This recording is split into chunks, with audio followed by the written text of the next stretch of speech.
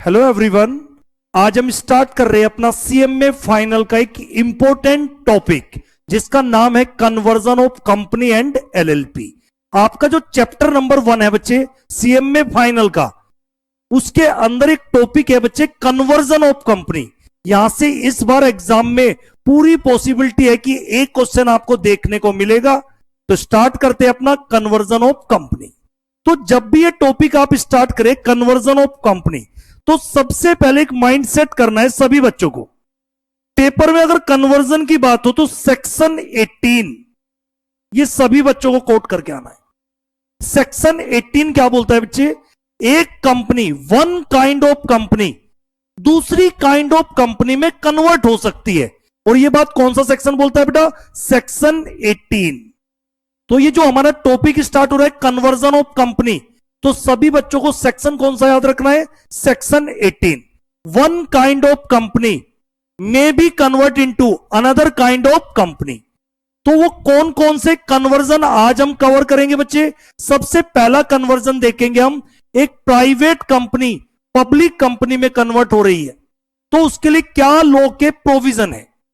दूसरा, एक public company किस में कन्वर्ट हो रही है? प्राइवेट कंपनी में। एक वन पर्सन कंपनी प्राइवेट या पब्लिक में कन्वर्ट हो रही है, या एक प्राइवेट कंपनी ओपीसी में कन्वर्ट हो रही है, या एक section 8 company other kind of company में कन्वर्ट हो रही है। और लास्ट हम देखेंगे कि अगर एक एलएलपी कंपनी में कन्वर्ट हो या कंपनी एलएलपी में कन्वर्ट हो तो उसका प्रोसीजर क्या है। तो आज हम देखने जा रहे हैं procedure conversion of company and LLP. तो बिना टाइम वेस्ट के हम सबसे पहले स्टार्ट करते हैं अपना पहला कन्वर्जन। सबसे फर्स्ट कन्वर्जन बेटा, कन्वर्जन ऑफ प्राइवेट कंपनी। एक प्राइवेट कंपनी को अगर आप पब्लिक कंपनी में कन्वर्ट करना चाहते हैं तो क्या क्या करना पड़ेगा बच्चे? सबसे पहली बात, ये कुछ बेसिक बातें हमेशा याद रखना बेटा। एक तो आपको अपने एमओए ऑल्टर करने पड़ेंगे, अपने आर्टिकल को क्या करना पड़ेगा? ऑल्टर करना पड़ेगा। और एग्जाम में अगर सेक्शन कोट करना हो सेक्शन 18 को भी कंप्लायंस करना पड़ेगा, क्योंकि सेक्शन 18 बेसिकली किसकी बात करता है?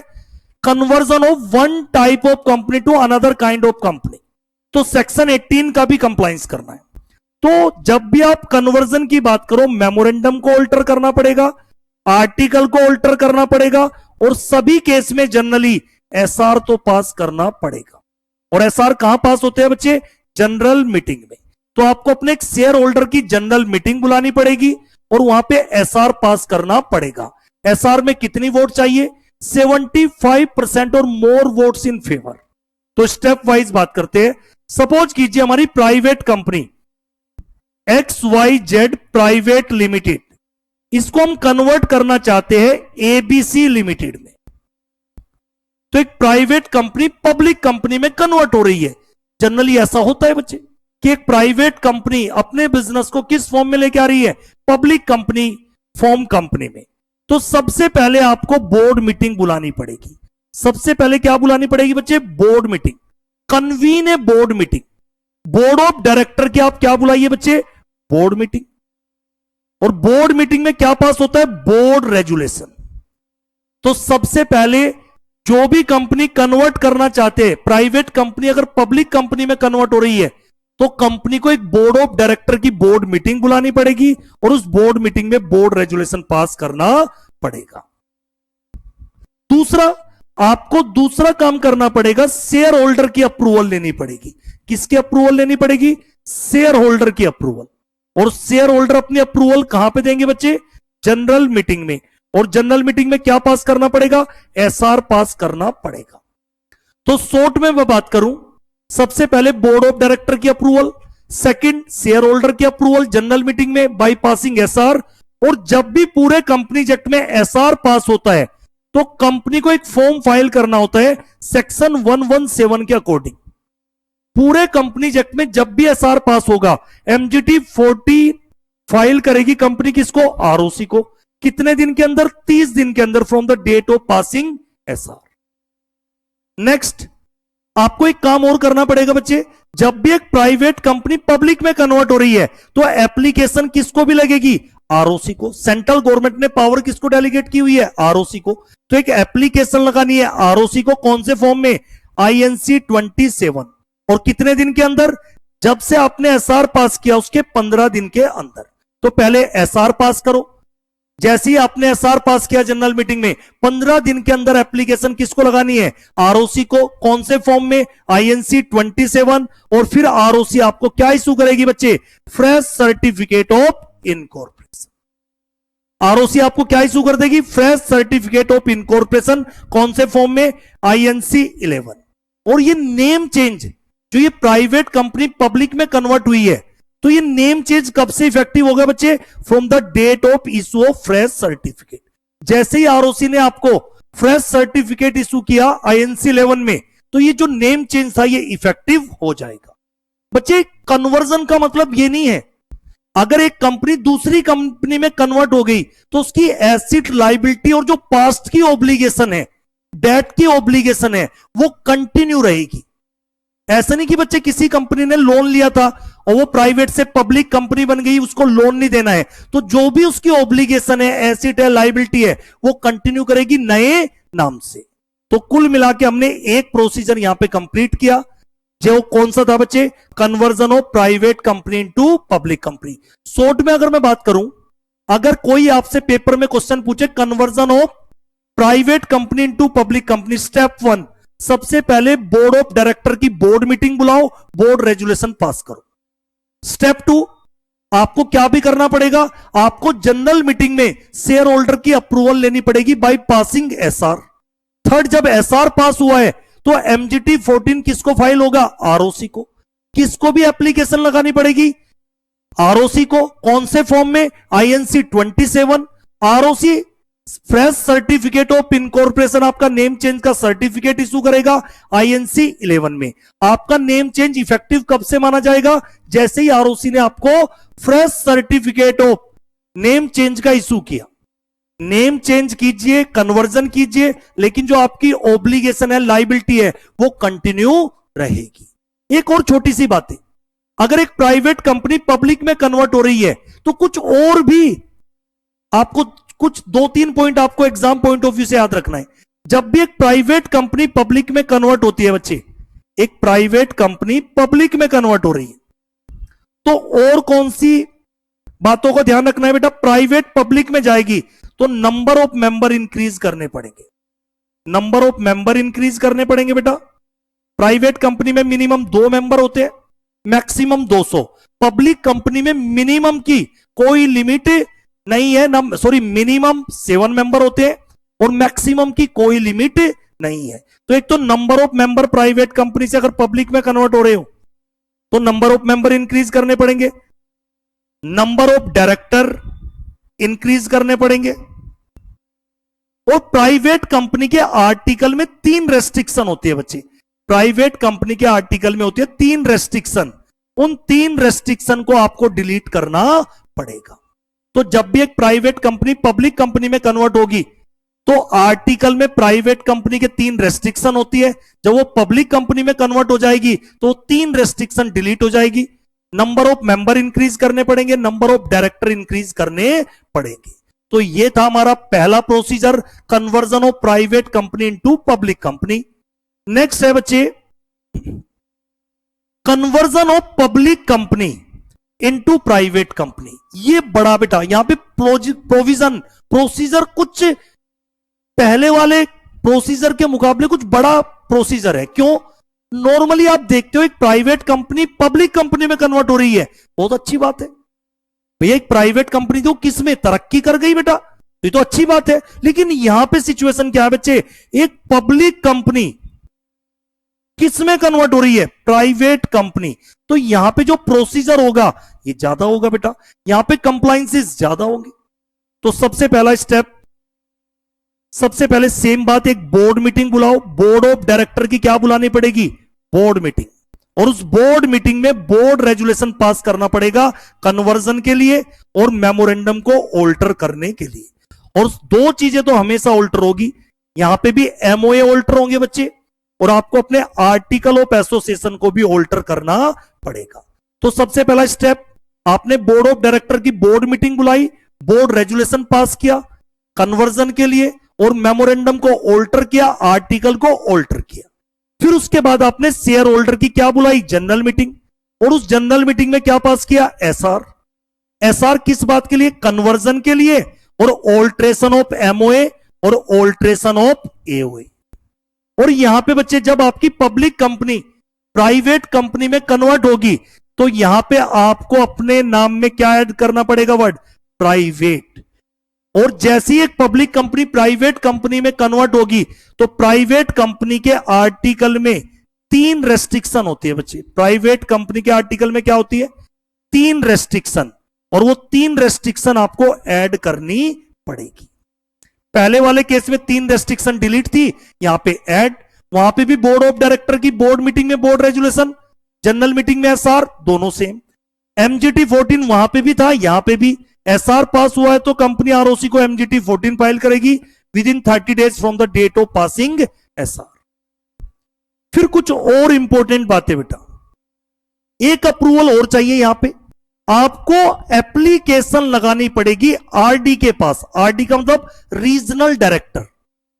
जब भी एक पब्लिक कंपनी प्राइवेट कंपनी में कन्वर्ट होगी, बोर्ड ऑफ डायरेक्टर की अप्रूवल चाहिए, शेयर होल्डर की अप्रूवल चाहिए, साथ में आरडी की अप्रूवल चाहिए, रीजनल डायरेक्टर। तो एप्लीकेशन किसको लगेगी, आरडी को। कौन से फॉर्म में, आरडी 1। कितने दिन के अंदर, 60 दिन के अंदर। 60 दिन कब से, जब से आपने एसआर पास किया। तो पहले एसआर पास करो, शेयर होल्डर की अप्रूवल लो। 60 दिन के अंदर किसको एप्लीकेशन लगानी है, आरडी को। कौन से फॉर्म में, आरडी 1। और जब आप आरडी 1 में एप्लीकेशन लगाओगे कुछ डॉक्यूमेंट अटैच करने हैं, जैसे एमओए एओए की कॉपी अटैच कर देना। जो चेंज एमओए एंड एओए होंगे बच्चे, जो आपके एमओए एओए ऑल्टर हो रहे हैं बच्चे, उनकी कॉपी लगा देना। साथ में जनरल मीटिंग की मिनट्स, बेटा हर मीटिंग की मिनट्स बुक बनती है, तो जब एसआर पास हुआ है तो जनरल मीटिंग में हुआ है तो जनरल मीटिंग की मिनट्स की कॉपी लगा देना। एक केएमपी की डिक्लेरेशन जाएगी, केएमपी का मतलब की मैनेजरियल पर्सन, जिसमें कौन आते हैं, CEO, CFO, CS, MD, WTD, ये हमारे कौन होते हैं बेटा, की मैनेजरियल पर्सन। तो इनकी डिक्लेरेशन की सारी रिक्वायरमेंट कंप्लाइंस की है। क्रेडिटर की लिस्ट, डिबेंचर होल्डर की लिस्ट आपको भेजनी है। जिस दिन आप एप्लीकेशन लगा रहे हो उस डेट पे जो भी क्रेडिटर और डिबेंचर होल्डर है उनकी लिस्ट भेजनी है बेटा। या तो एप्लीकेशन की डेट वाली बेटा, या नॉट मोर देन 30 डेज। या तो एप्लीकेशन जिस दिन आप लगा रहे हो बच्चे उस दिन क्रेडिटर डिबेंचर होल्डर जो भी आपकी कंपनी के उसकी लिस्ट दे दीजिए, या उससे 30 दिन पहले की भी चलेगी। या तो लेटेस्ट एप्लीकेशन की डेट पे जो क्रेडिटर डिबेंचर है, लेकिन किससे पुरानी नहीं होनी चाहिए, नॉट मोर देन 30 डेज।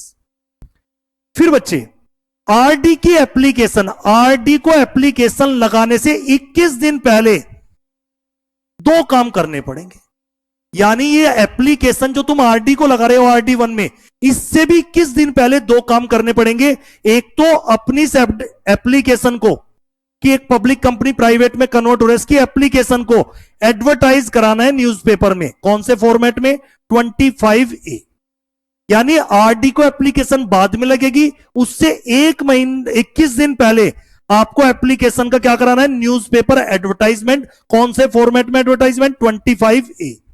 और साथ में आरडी को एप्लीकेशन लगाने से 21 दिन पहले काम क्या करना है, इंडिविजुअल नोटिस सर्व करना है। कौन से मोड से, registered post with acknowledgement due. यानी जिसको पोस्ट दिया उसने एक्नॉलेज किया है कि मुझे और मिल चुकी है। किसको देना है बेटा ये registered post with acknowledgement due, creditor को नोटिस सर्व करना है और अपने डिबेंचर होल्डर। क्लियर बच्चे। उसके बाद आरडी को एप्लीकेशन लगाई, आरडी अपना ऑर्डर पास करेगा आईएनसी 28 में। और ये किस बात का ऑर्डर है बच्चे, कि आप पब्लिक कंपनी को कन्वर्ट कर सकते हो प्राइवेट कंपनी।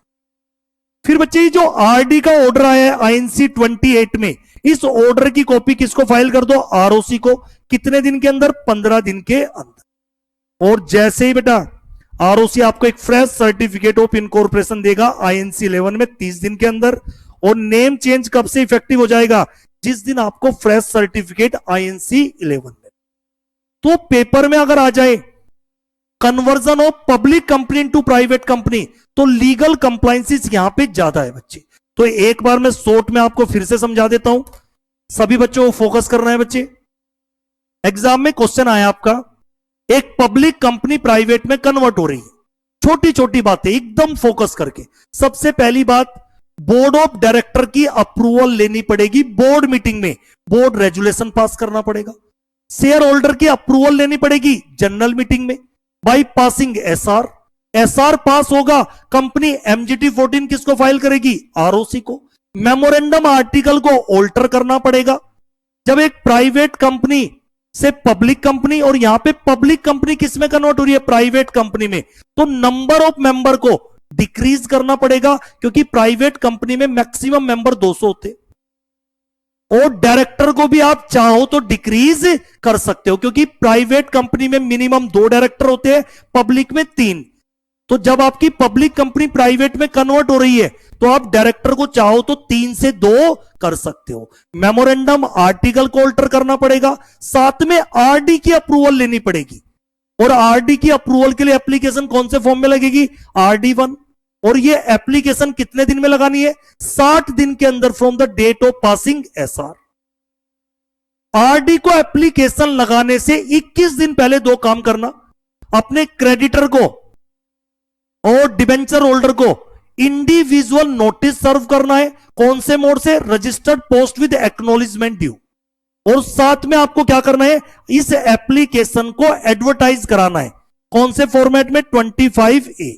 तो ये 2 काम आरडी को एप्लीकेशन लगाने से 21 दिन पहले करना है। आरडी को जब एप्लीकेशन लगाते हो आरडी 1 में, तो उसके साथ कुछ डॉक्यूमेंट अटैच करने हैं।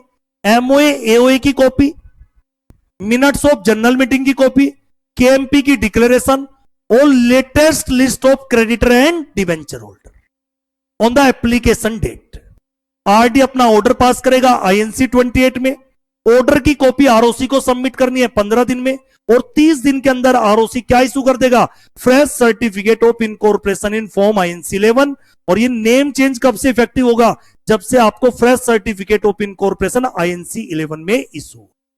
कन्वर्जन की वजह से जो भी ऑब्लिगेशन, एसेट, लायबिलिटी, इन पे कोई फर्क नहीं पड़ेगा, ये कंटिन्यू रहेगी। क्लियर बच्चे? तो हमारे 2 कन्वर्जन यहां पे कंप्लीट हो गई। नेक्स्ट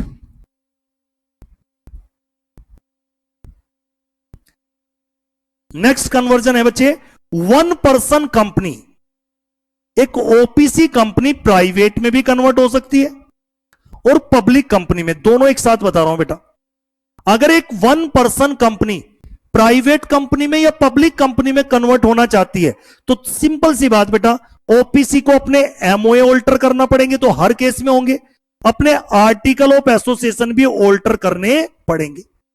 ओपीसी प्राइवेट कंपनी में कन्वर्ट होगी तो नंबर ऑफ मेंबर इंक्रीज करने पड़ेंगे।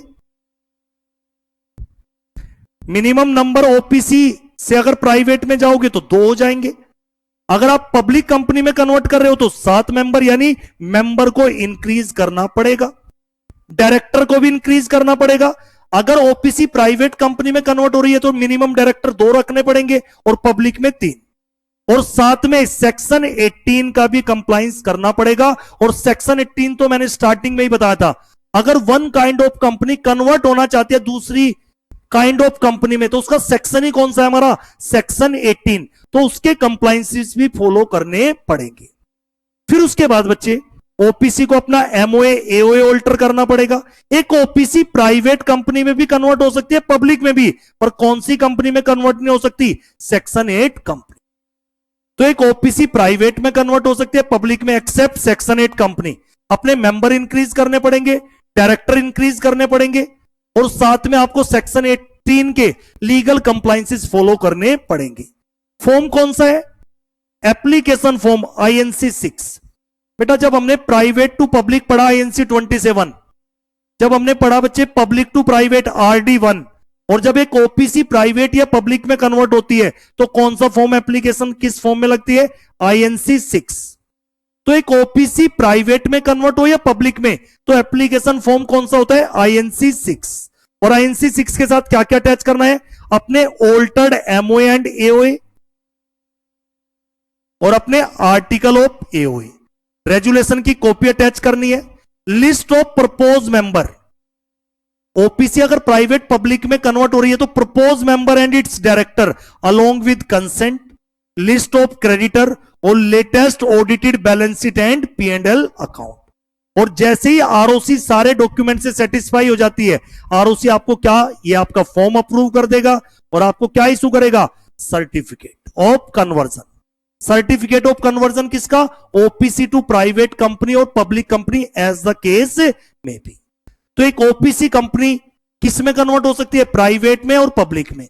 सिंपल, उसमें कोई आपसे पूछे एग्जाम में, एक OPC company private to private में भी कन्वर्ट हो सकते हैं, पब्लिक में। सेक्शन 122 तो कंप्लाइंस करना ही पड़ेगा, साथ में मेमोरेंडम ऑल्टर करने पड़ेंगे, आर्टिकल ऑल्टर करने पड़ेंगे, नंबर ऑफ मेंबर इंक्रीज करने पड़ेंगे, डायरेक्टर इंक्रीज करने पड़ेंगे, सेक्शन 18 के कंप्लाइंसेस फॉलो करने पड़ेंगे, साथ में एप्लीकेशन लगानी पड़ेगी INC 6 में, और उसके साथ MOA की ऑल्टर्ड कॉपी, रेजुलेशन की copy, list of propose member and director, साथ में उनकी कंसेंट, क्रेडिटर की लिस्ट और copy of audited balance sheet and P&L। इन सबको आपको लगाना पड़ेगा। आरओसी आपके डॉक्यूमेंट से सेटिस्फाई हो जाता है, आरओसी आपको क्या कर देगा बेटा, एक सर्टिफिकेट इशू करेगा, conversion of OPC into private public as the case में भी। क्लियर बच्चे?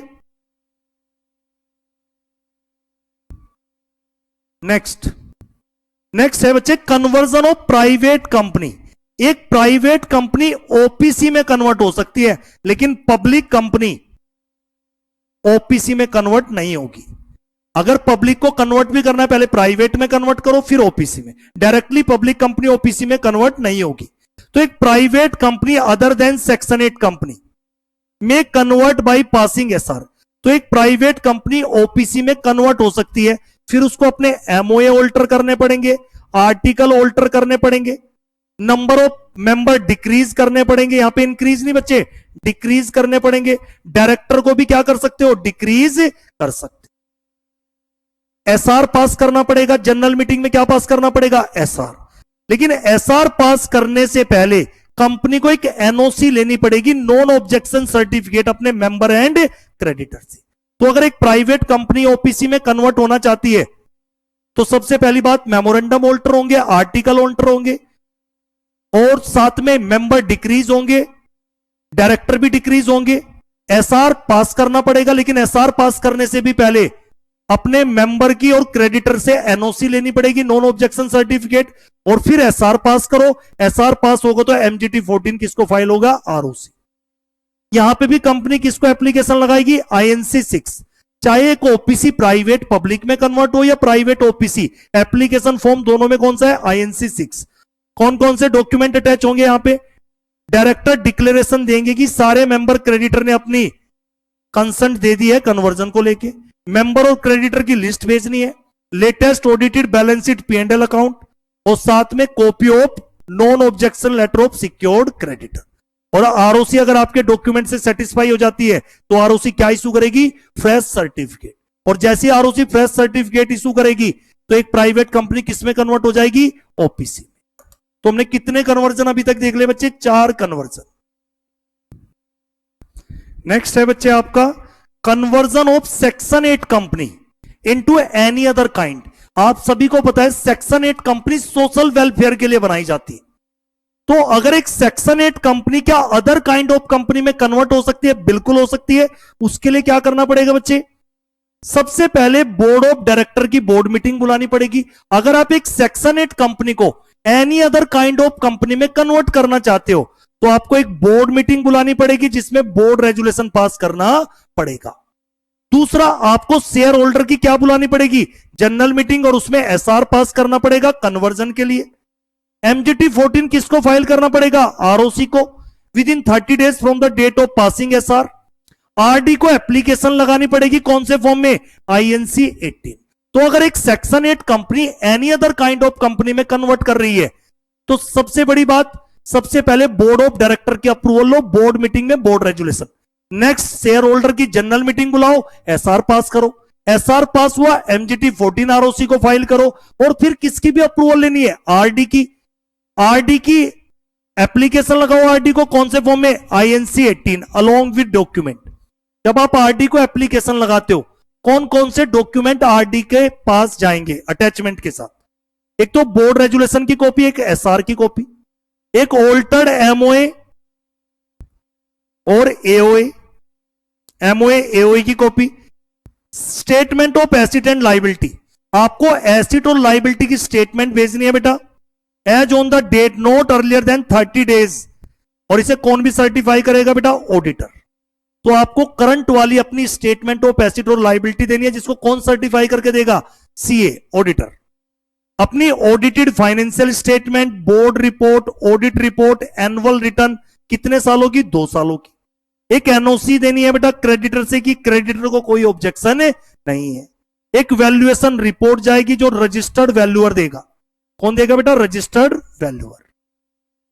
फिर उसके बाद आपको एक पब्लिश करना है एक नोटिस INC 19 इन न्यूज़पेपर, यानी न्यूज़पेपर में एडवर्टाइजमेंट कराना है। कितने दिन के अंदर? Within a week from application. Application के 1 वीक के अंदर आपको न्यूज़पेपर में एडवर्टाइजमेंट कराना है। जैसे ही सेक्शन 8 कंपनी होगी, एक नोटिस देना है गवर्नमेंट अथॉरिटी को, specially income tax commissioner, chief secretary of state, और इंटीमेशन टू ROC। अगर बेटा आप अपना सेक्शन 8 कंपनी का लाइसेंस रिवोक कर रहे हो, सरेंडर कर रहे हो, इसकी इंटीमेशन आपको किसको देनी है? ROC को, along with copy of RD approval, altered AOA and MOA और डिक्लेरेशन फ्रॉम डायरेक्टर। तो कुल मिला के अगर मैं बात करूं बच्चे, क्या एक सेक्शन 8 कंपनी अगर आपसे पूछे एग्जाम में, क्या एक section 8 company any other kind में कन्वर्ट हो सकती है? स्टेप 1 बोर्ड ऑफ डायरेक्टर की अप्रूवल, स्टेप 2 शेयर होल्डर की अप्रूवल जनरल मीटिंग में, MGT 14 फाइल होगा ROC को, फिर RD की अप्रूवल चाहिए तो RD को एप्लीकेशन कौन से फॉर्म में लगाओ? INC 18। न्यूज़पेपर एडवर्टाइजमेंट कराने हैं, English newspaper, vernacular language newspaper. कहां पे? जहां पे आपका रजिस्टर्ड ऑफिस सिचुएटेड हो। क्रेडिटर से क्या लेनी है? NOC लेनी है। ये जो आपको गवर्नमेंट अथॉरिटी को नोटिस देना है बच्चे, गवर्नमेंट अथॉरिटी में भी किसको नोटिस देना है? कन्वर्जन ऑफ सेक्शन 8 कंपनी का, income tax commissioner, chief secretary of state. आपको एक नोटिस पब्लिश कराना है, न्यूज़पेपर एडवर्टाइजमेंट कराना है इस बात का बच्चे, INC 19 within a week from application. और आपको इंटीमेशन देनी है ROC को कि आप क्या कर रहे हो बेटा? अपना सरेंडर कर रहे हो लाइसेंस और revoke with in 30 days from receipt of order along with, जैसे RD ने approval the, altered AOA and MOA और डिक्लेरेशन फ्रॉम डायरेक्टर। तो ये भी बेटा आपको सभी बच्चों को ध्यान से पढ़ के जाना है, पेपर में ये भी कन्वर्जन पूछ सकते हैं। फिर उसके बाद हम बात करते हैं एक LLP भी कंपनी में कन्वर्ट हो सकती है। LLP किस में कन्वर्ट हो सकती है? कंपनी में। LLP का अपना एक्ट होता है बच्चे, LLP एक्ट कंपनी का अपना। तो कन्वर्जन ऑफ LLP सारे बच्चे लिख के आएंगे, conversion of LLP into companies govern, ये बच्चे लिख के नहीं आते फाइनल वाले बच्चे, सेक्शन 366। कंपनीज एक्ट का सेक्शन 36 बोलता है कि LLP किस में कन्वर्ट हो सकती है? कंपनी में। क्या करना पड़ेगा बेटा? सबसे पहले पार्टनर को एक मीटिंग बुलानी पड़ेगी। सबसे पहले LLP के पार्टनर, LLP में कौन होते हैं? Partner, designated partner. तो LLP सबसे पहले अपने पार्टनर की मीटिंग बुलाएगी। उसमें बेटा मीटिंग में डिसाइड होगा कि वो LLP को कन्वर्ट करके कंपनी का नाम क्या रखना चाहते। फिर बेटा किस में अप्लाई करेंगे? Run form. आपने पढ़ा होगा बेटा स्पाइस प्लस कंपनी इनकॉर्पोरेट करने का फॉर्म, इसके अंदर भी बेटा नेम रिजर्व होता है, और एक कौन सा फॉर्म होता है रिजर्व करने का? नाम, रन, रिजर्व यूनिक नेम। तो नाम अप्लाई करो कौन से फॉर्म के थ्रू? Reserve unique name. एक बार आपका नाम अप्रूव हो गया तो अब LLP की जगह आपको क्या लिखना पड़ेगा? प्राइवेट लिमिटेड और लिमिटेड मस्ट बी एडिड। या तो आप प्राइवेट में कन्वर्ट हो या पब्लिक में, उसके अकॉर्डिंग। नेम जो अप्रूवल होगी उसकी वैलिडिटी कितने दिन की है बेटा? 60 डेज। मिनिमम 2 या उससे ज्यादा पार्टनर होने चाहिए बेटा अगर आप एक LLP को कन्वर्ट कर रहे हो कंपनी में। आपको क्या लेना पड़ेगा बेटा? DSC, digital signature certificate. अब आपकी LLP कन्वर्ट हो रही है कंपनी में, तो कंपनी में डायरेक्टर होते हो, डायरेक्टर को क्या चाहिए बच्चे? डिन। अगर आप किसी भी कंपनी में डायरेक्टर बनते हो तो डिन मैंडेटरी है 152 सबसेक्शन 3 के अकॉर्डिंग। और डिन 2 तरीके से मिल सकता है, तो DIR 3 में एप्लीकेशन लगाओ, या 3 दिन कहां पे भी मिल जाते हैं बेटा? स्पाइस प्लस, मैक्सिमम 3 दिन अवेल कर सकते हो। फिर फॉर्म यहां पे कौन सा है? URC 1 जो ROC को जाएगा, और उसके साथ कौन से अटैचमेंट होंगे? मेंबर की लिस्ट, उनकी शेयर डिटेल, फर्स्ट डायरेक्टर कौन है कंपनी में जो बनेंगे, कंसेंट, एलएलपी एग्रीमेंट जो आपका था उसकी statement of asset and liability, NOC लेनी है सिक्योर्ड क्रेडिटर से, news copy of newspaper advertisement और एफिडेविट की आपने सारे कंप्लायंस किए है conversion of LLP into company. ROC आपको सर्टिफिकेट ऑफ इनकॉर्पोरेशन दे देगा बच्चे, और जैसे ही सर्टिफिकेट ऑफ इनकॉर्पोरेशन मिल गया एलएलपी डीम्ड क्या मान ली जाएगी, dissolve from the date of registration. अब उसका स्टेटस एलएलपी से क्या हो जाएगा, कंपनी। तो कोई भी आपसे पूछे एग्जाम में कि conversion of LLP into company section 366 के अकॉर्डिंग, फिर पार्टनर सबसे पहले ये डिसाइड करेंगे कि एलएलपी को कंपनी में कन्वर्ट करना है तो कंपनी का नाम क्या रखना है। नाम के लिए कैसे अप्लाई करेंगे, रन फॉर्म में। एक बार आपका नाम अप्रूव हो गया, एलएलपी को एलएलपी लिखना मैंडेटरी है, तो एलएलपी नाम हट जाएगा, नाम साथ में क्या लग जाएगा, प्राइवेट लिमिटेड और लिमिटेड। नेम जो अप्रूव हुआ इसकी वैलिडिटी 60 दिन की है बेटा। मिनिमम 2 या 2 से ज्यादा पार्टनर चाहिए, ठीक है बेटा, वो तो होते ही है बेटा, मिनिमम 2 पार्टनर एलएलपी में। साथ में क्या लेने पड़ेंगे बेटा, जो भी डायरेक्टर है डीएससी चाहिए, डिजिटल सिग्नेचर सर्टिफिकेट, सारा काम ऑनलाइन होगा। साथ में डायरेक्टर बनने के लिए डिन चाहिए, डिन लेना पड़ेगा बेटा। कौन सा फॉर्म जाएगा, यूआरसी 1 आरओसी को, और उसके साथ ये डॉक्यूमेंट की अटैचमेंट। और जब आरओसी सेटिस्फाई हो जाएगा इन सारे डॉक्यूमेंट से, आरओसी सर्टिफिकेट ऑफ इनकॉर्पोरेशन दे देगा और आपकी एलएलपी किस में कन्वर्ट हो जाएगी, कंपनी में। और जैसे ही कंपनी में कन्वर्ट हो गई तो कंपनी का स्टेटस हो जाएगा और आपका एलएलपी का स्टेटस खत्म हो जाएगा। जो भी एलएलपी की प्रॉपर्टी एसेट वगैरह थी, लायबिलिटी, अब वो किसको ट्रांसफर हो जाएगी, कंपनी को।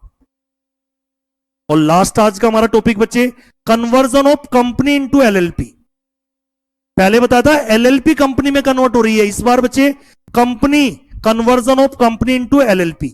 एक एग्जिस्टिंग प्राइवेट कंपनी और एक अनलिस्टेड पब्लिक कंपनी एलएलपी में कन्वर्ट हो सकती है, पर एक लिस्टेड कंपनी एलएलपी में कन्वर्ट नहीं होगी। एक लिस्टेड कंपनी एलएलपी में कन्वर्ट नहीं होगी। क्या करना पड़ेगा, अगर एक private company unlisted public company LLP में कन्वर्ट होना चाहती है तो उसके लिए सबसे पहले रेजुलेशन पास करना पड़ेगा। उसके लिए बोर्ड मीटिंग बुलानी पड़ेगी, बोर्ड मीटिंग में बोर्ड रेजुलेशन पास होगा और डायरेक्टर को ऑथराइज किया जाएगा, किसी डायरेक्टर को, कि आप क्या करो बेटा, ऑल नेसेसरी फॉर्म सबमिट करो आरओसी को, एमसी को। फिर आपको रिटर्न कंसेंट लेनी पड़ेगी अपने शेयर होल्डर की कि हम कंपनी से किस में जा रहे हैं बच्चे, एलएलपी में। आपके नाम के आगे से प्राइवेट लिमिटेड, लिमिटेड हटके आपके नाम के आगे क्या लग जाएगा, एलएलपी। साथ में अपना नाम रिजर्व करना पड़ेगा, कौन से फॉर्म में, रन एलएलपी विद आरओसी। यहां पे कौन सा फॉर्म है, ई फॉर्म 18। बेटा याद रखना सारे उसमें फॉर्म आया था। सबसे पहले कन्वर्ज में आईएनसी 27, फिर आया था आरडी 1, फिर आया था बच्चे आईएनसी 6, फिर आया था बेटा आपका आईएनसी 18, फिर आया था बेटा उसके बाद कौन सा फॉर्म आया था, यूआरसी 1, और यहां पे कौन सा फॉर्म है बेटा, फाइल ई फॉर्म 18। तो जब भी एक unlisted company private company convert होती है तो कौन सा फॉर्म फाइल करना होता है, फॉर्म 18। क्या क्या डॉक्यूमेंट अटैच करने हैं, एसेट लायबिलिटी की स्टेटमेंट जो किसने सर्टिफाई की हो, सीए ने, सारे सिक्योर्ड क्रेडिटर की लिस्ट और उनकी कंसेंट, और पार्टनर जो है बेटा उनकी पार्टनर की क्या चाहिए बेटा, कंसेंट चाहिए। जो भी एलएलपी में पार्टनर थे उनकी कंसेंट। अप्रूवल, अगर कोई अदर बॉडी अथॉरिटी की रिक्वायरमेंट है उसकी अप्रूवल। और जैसे बेटा आपका फिलिप, जैसे स्पाइस फॉर्म में कंपनी इनकॉर्पोरेट होती है, फिलिप फॉर्म होता है बेटा एलएलपी इनकॉर्पोरेशन का, जैसे स्पाइस प्लस फिलिप। और जैसे तुम्हारा फॉर्म 18 अप्रूव हो गया बेटा, जैसे, और उसके बाद आपको बेटा एलएलपी एग्रीमेंट आरओसी के पास भेजना है रजिस्ट्रेशन के लिए 30 दिन के अंदर, जब से आपको अप्रूवल मिल गई तो। और ये कौन से फॉर्म में भेजना है बेटा, फॉर्म 3। फॉर्म 3 किसका होता है बेटा, जब भी कोई एलएलपी बनती है तो एलएलपी एग्रीमेंट मस्ट है। तो ये तो कंपनी थी, पहले कंपनी किस में कन्वर्ट हो गई, एलएलपी। जैसे ही कन्वर्ट हो गई बेटा 30 दिन के अंदर अप्रूवल के अंदर एलएलपी एग्रीमेंट किसको सबमिट करना है बेटा, आरओसी को फॉर रजिस्ट्रेशन। तो कुल मिला के अगर एक unlisted company private company LLP में कन्वर्ट होना चाहती है तो कन्वर्ट हो सकती है। तो सेक्शन 58 एलएलपी एक्ट का कंप्लाई करना पड़ेगा, और शेड्यूल 3 और 4। बेटा 2 शेड्यूल एमसीक्यू में पूछ सकता है। एलएलपी एक्ट में 4 शेड्यूल है। जो शेड्यूल 3 और 4 है वो बात करता है कन्वर्जन ऑफ, शेड्यूल 3 बात करता है conversion of private company into LLP, और शेड्यूल 4 एलएलपी एक्ट का करता है conversion of unlisted company into LLP. तो एक private company unlisted public company LLP में कन्वर्ट हो सकती है। Section 58 of LLP act comply करना है और एलएलपी एक्ट के शेड्यूल 3 और 4। फिर आपको रेजुलेशन पास करना है बोर्ड मीटिंग में कन्वर्जन का, और डायरेक्टर को ऑथराइज करना है उस बोर्ड मीटिंग में कि वो नेसेसरी जो भी फॉर्म वगैरह वो सबमिट करे। अपने सारे शेयर होल्डर की कंसेंट लेनी है कन्वर्जन के लिए। नाम रिजर्व करना है कि क्या नाम आप एलएलपी का रखना चाहते हो रन एलएलपी के अंदर। फिर फॉर्म 18 सबमिट करेंगे आरओसी के साथ और उसको कुछ अटैचमेंट लगाएंगे, एसेट लायबिलिटी की स्टेटमेंट जो सीए सर्टिफाई करके देगा, सिक्योर्ड क्रेडिटर की लिस्ट और कंसेंट और पार्टनर की कंसेंट। फिर बेटा जैसे ही आपका फ्लिप फॉर्म अप्रूव हो जाता है, फॉर्म 18 सबमिट हो जाता है, अप्रूव हो जाता है, तो फिर उसके बाद आपको फॉर्म 3 अप्रूवल के 30 दिन के अंदर भेजना है, जिसके अंदर फॉर्म 3 में क्या होगा, एलएलपी एग्रीमेंट, जो 30 दिन के अंदर आपको फाइल करना है रजिस्ट्रेशन के लिए। तो ये था बच्चे हमारा पूरा कन्वर्जन। फाइनल में बेटा बड़े बच्चे परेशान रहते हैं यहां पे, तो आपको ये फास्ट ट्रैक रिवीजन में सारे कन्वर्जन एक साथ मिल गए। आपके एग्जाम आ रहे हैं बेटा 1 महीने से कुछ ही दिन ज्यादा है आपके पास, तो आपके लिए मैं बच्चे ऐसे ही वीडियो लेके आ रहा हूं बेटा यूट्यूब पे। तो मेरे चैनल के साथ जुड़े रहे CS अरुण चौहान, और मैं लाइव वीडियो भी आपकी एग्जाम से पहले लेके आने वाला हूं बेटा, कुछ मैराथन लेक्चर, कुछ राइटिंग प्रैक्टिस। तो जुड़े रहे बच्चे, मिलेंगे कोई इंपॉर्टेंट टॉपिक के साथ अगली क्लास में। तब तक के लिए बाय बाय बच्चे।